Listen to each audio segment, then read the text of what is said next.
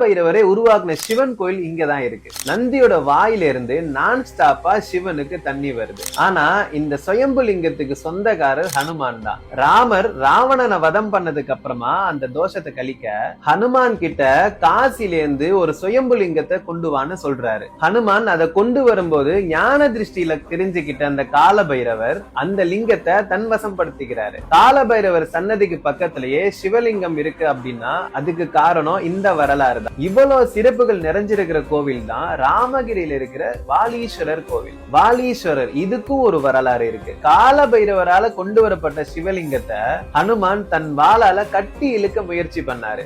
ஆனாலும் சிவலிங்கத்தை அங்கிருந்து அசைக்க முடியல. அந்த இழுத்த சக்தியினால சிவன் சாஞ்ச வடிவத்துல இங்க காட்சி அளிக்கிறாரு. இந்த கோயிலோட சிறப்பான வேண்டுதல் என்னன்னு தெரியுமா? அங்கே இருக்கக்கூடிய ஒரு பொம்மை நாயை கையில எடுத்துக்கிட்டு உங்க மனசுல நினைச்சதை வேண்டிக்கிட்டு 3 தடவை பிரதட்சணமா சுத்தி வரணும். உங்க வேண்டுதல் பழிச்சதுக்கு அப்புறமா நீங்களே ஒரு மண்ணால செய்யப்பட்ட ஒரு பொம்மை நாயை கொண்டு வந்து அங்க வச்சிடணும். இதை கேட்க வேணா புதுசா இருக்கலாம். இப்ப வரைக்கும் நிறைய பேருடைய வேண்டுதல் நிறைவேறிதான் இருக்கு. இந்த வாலீஸ்வரர் கோயிலுடைய லொகேஷனை கமெண்ட்ல பின் பண்ணிருக்கேன். கண்டிப்பா நீங்க ஒரு முறையாவது போயிட்டு வாங்க.